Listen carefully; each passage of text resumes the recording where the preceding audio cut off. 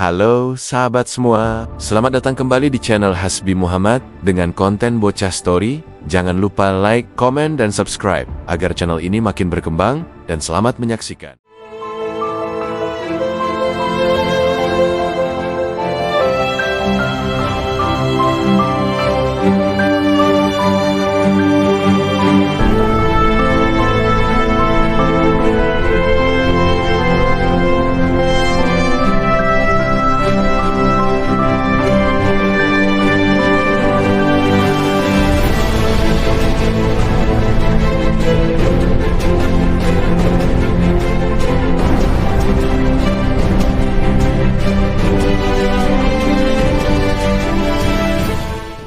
Pernahkah kalian bertanya-tanya, kenapa sih dunia kita sekarang bisa secanggih ini? Kenapa kita punya smartphone, bisa naik kereta cepat, dan hidup dikelilingi mesin-mesin canggih? Jawabannya ada di satu periode luar biasa dalam sejarah manusia, yaitu revolusi industri. Yuk, kita telusuri bareng-bareng bagaimana semua ini dimulai. Kisah kita bermula di Inggris, sekitar abad ke-18.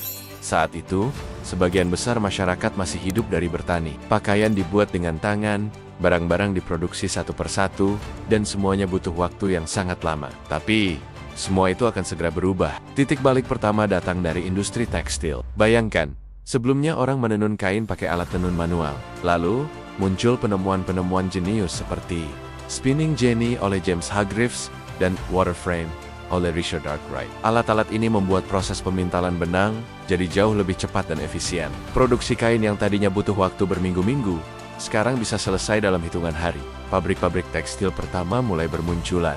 Biasanya di dekat sungai untuk memanfaatkan tenaga air. Tapi, mengandalkan tenaga air punya kelemahan. Lokasinya harus di dekat sungai, dan kekuatannya tidak stabil. Disinilah pahlawan utama kita masuk ke panggung sejarah, mesin uap. James Watt tidak menemukan mesin uap, tapi ia menyempurnakannya secara drastis pada tahun 1776, membuatnya jauh lebih efisien dan bertenaga. Ini adalah game changer yang sesungguhnya. Dengan mesin uap, pabrik tidak lagi harus berada di tepi sungai. Mereka bisa dibangun di mana saja, terutama di kota-kota. Mesin uap menjadi jantung baru bagi industri. Tenaganya dipakai untuk menggerakkan mesin-mesin di pabrik tekstil, tambang batu bara, dan industri besi. Produksi massal pun dimulai. Barang-barang yang tadinya mewah dan mahal, kini bisa diproduksi dalam jumlah besar dengan harga yang lebih terjangkau untuk banyak orang. Kekuatan uap tidak hanya mengubah cara kita membuat barang, tapi juga cara kita bepergian. George Stephenson kemudian mengadaptasi mesin uap untuk menciptakan lokomotif. Pertama, The Rocket. Lahirlah era kereta api. Rel-rel baja mulai menyebar ke seluruh negeri, menghubungkan kota-kota industri dengan pelabuhan dan pasar. Barang dan orang kini bisa berpindah tempat dengan kecepatan yang belum pernah terbayangkan sebelumnya. Dunia terasa semakin kecil. Revolusi ini dengan cepat menyebar dari Inggris ke negara-negara lain di Eropa seperti Belgia, Prancis, dan Jerman, lalu menyeberangi Samudra Atlantik ke Amerika Serikat. Setiap negara menambahkan inovasinya sendiri. Di Amerika misalnya, Eli Whitney menemukan cotton gin, alat pemisah biji kapas yang merevolusi industri kapas di selatan. Sementara itu, Jerman menjadi pemimpin dalam industri kimia dan listrik. Tentu saja, perubahan sebesar ini tidak datang tanpa masalah. Revolusi industri juga melahirkan sisi gelapnya. Kota-kota tumbuh begitu cepat, tanpa perencanaan yang matang. Banyak orang pindah dari desa ke kota untuk mencari kerja di pabrik, menciptakan lingkungan kumuh yang padat dan tidak sehat. Kondisi kerja di pabrik dan tambang seringkali sangat buruk. Jam kerja panjang, upah rendah, dan tidak ada jaminan keselamatan. Pekerja anak dan wanita dieksploitasi dengan kejam.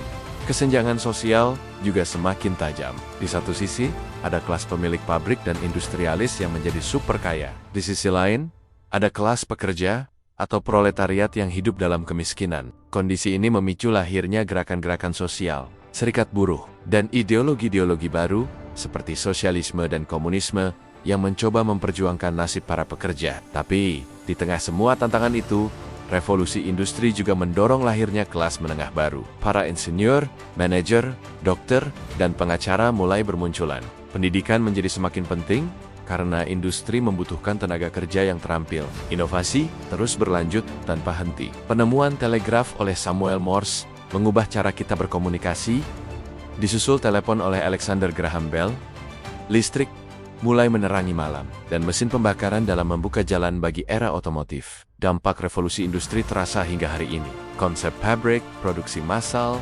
urbanisasi, dan sistem transportasi modern, semuanya adalah warisan dari periode ini. Revolusi industri tidak hanya mengubah ekonomi, tapi juga mengubah struktur masyarakat, politik, dan bahkan cara kita berpikir tentang dunia. Ini adalah sebuah proses transformasi total yang membentuk fondasi dunia modern, tempat kita hidup sekarang. Jadi, ketika lain kali kalian melihat gedung pencakar langit, naik kereta, atau bahkan hanya memakai baju buatan pabrik, ingatlah perjalanan panjang yang dimulai dari sebuah mesin uap sederhana di Inggris lebih dari 2 abad yang lalu. Sejarah revolusi industri adalah kisah tentang kecerdasan manusia, ambisi, perjuangan, dan perubahan yang tak terhindarkan.